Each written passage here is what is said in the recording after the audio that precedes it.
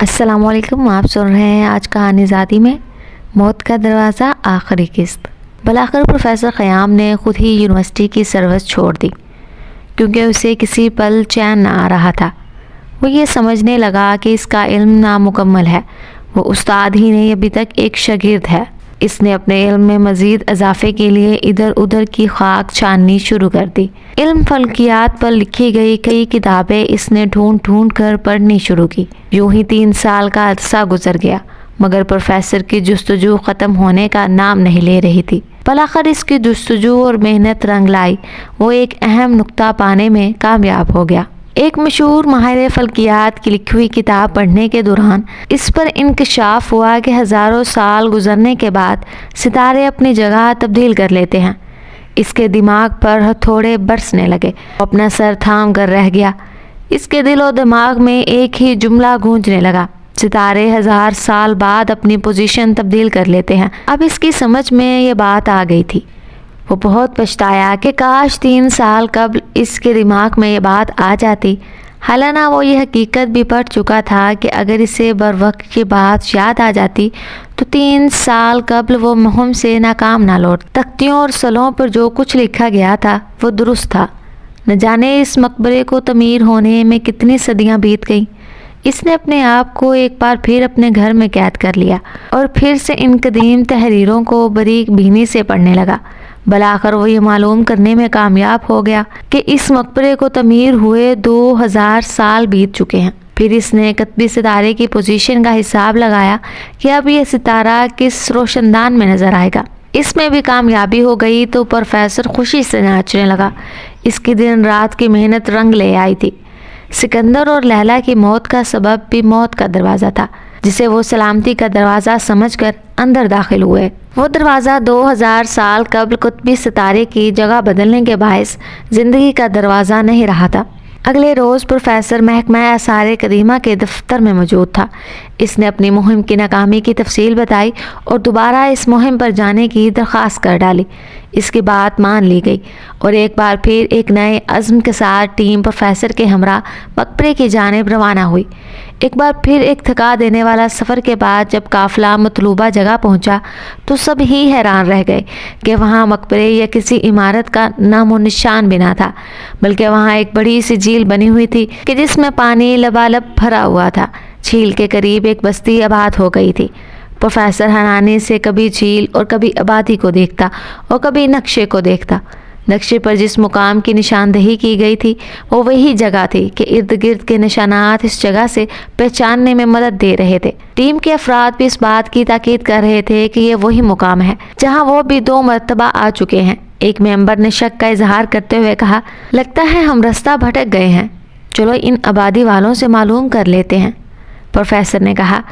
جب وہ بستی کے خیموں کے قریب پہنچے تو ان میں سے کئی بدو باہر آئے اور قافلہ والوں سے مدد کا مقصد پوچھا۔ پروفیسر نے اپنا اور ٹیم کا تعارف کروانے کے بعد اپنی آمد کا مقصد بتایا۔ آپ لوگ راستے سے نہیں بھٹکے، یہ وہی جگہ ہے۔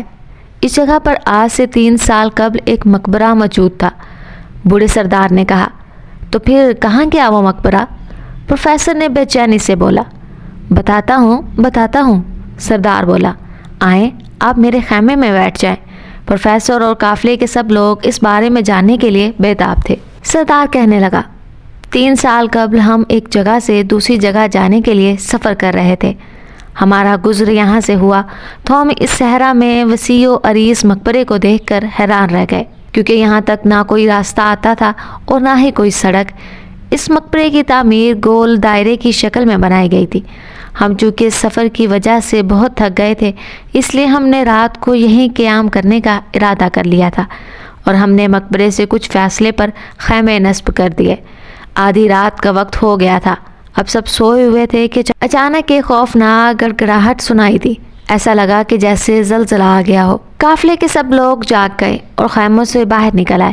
ہماری آنکھوں نے ایک حیران کرنے والے منظر کو دیکھا کہ وہ مضبوط مقبرہ آہستہ آہستہ زمین کے اندر دھستا جا رہا تھا۔ وہ آوازیں اسی میں سے آ رہی تھیں۔ ڈر و خوف کے مارے ہم سب کی چیخیں نکل گئی۔ کئی عورتیں تو بے ہوش ہو گئیں مگر مرد سہم گئے۔ ہم سب نے اپنی آنکھوں سے مقبرے کو زمین کے اندر دھستے ہوئے دیکھا۔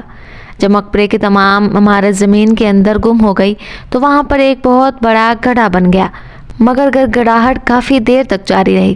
گڑگڑاہٹ ختم ہوئی تو پھر بھی خوف کے مارے کسی کو نیند نہیں آئی۔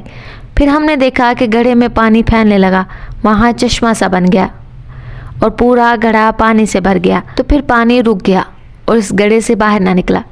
سب قدرت کے اس کرشمے پر حیران تھے کہ اس لکو دک صحرا میں پانی کہاں سے آ گیا۔ ہم صحرائی لوگ ہیں، پانی ہمارے لیے سب سے اہم ہے۔ پانی ہمارے لیے ایک نعمت ہے اور یہ نعمت ہمیں قدرت نے عطا کر دی تھی، اس لیے ہم نے یہی بات ہونے کا فیصلہ کیا۔ 3 برس بیت گئے ہیں، ہم یہاں رہ رہے ہیں، کچھ اور لوگ بھی یہیں آباد ہو گئے ہیں، اس لیے یہ ایک بستی بن گئی ہے۔ سردار خاموش ہوا تو پروفیسر نے اپنا سر پیٹ لیا کہ کاش 3 برس قبل ہی وہ خزانہ حاصل کرنے میں کامیاب ہو جاتا۔ اس نے ایک بار پھر نہایت دکھ اور افسردگی سے مہم کی ناکامی کا اعلان کیا اور قافلہ قاہرہ کی طرف روانہ ہوا تو پروفیسر نے ان کو الوداع کہہ کر اعلان کر دیا کہ اب وہ واپس نہیں جائے گا۔ پھر وہ اس جھیل کے قریب جا کر کھڑا ہو گیا اور حیرت سے اس جھیل کو دیکھنے لگا۔ جھیل پر سورج کی سنہری کرنیں پھیل رہی جو پروفیسر کی ناکامی پر شوخیاں منا رہی تھی۔ ایسا لگ رہا تھا کہ جیسے فرعون کی روح اس جھیل میں پھڑپھڑا رہی ہو اور اس خزانے کی حفاظت کر رہی ہو۔ پروفیسر کے دل و دماغ میں سوچوں کی یلغار تھی جو اسے پاگل کیے جا رہی تھی۔ فرعون تو کتنا ظالم ہے کہ تیری روح نے مرنے کے ہزاروں سال بعد بھی کسی انسان کو خزانے کے قریب نہ آنے دیا، سینکڑوں افراد کی بھیٹ لے لی، تو نے میری لیلا کو بھی نہیں چھوڑا۔ ظالم ہے تو، بہت ظالم ہے۔ اس کے ساتھ ہی پروفیسر کی آواز بلند ہوئی، میں آ رہا ہوں لیلا، میں آ رہا ہوں۔ پروفیسر نے اس کے ساتھ ہی جھیل میں چھلانگ لگا دی۔ کافی تلاش کے باوجود پروفیسر کی لاش دریافت نہ ہو سکی۔ شاید فرعون کی روح کو بھی یہ منظور نہ تھا کہ کوئی کمروں کی تعداد اور اس کی سمت کے بارے میں جان سکے۔ کہانی یہاں پر ختم ہوتی ہے۔ امید ہے کہ آپ کو یہ کہانی اچھی لگی ہوگی۔ ملتے ہیں اگلے ہفتے ایک نئی کہانی کے ساتھ، تب تک کے لیے اللہ حافظ۔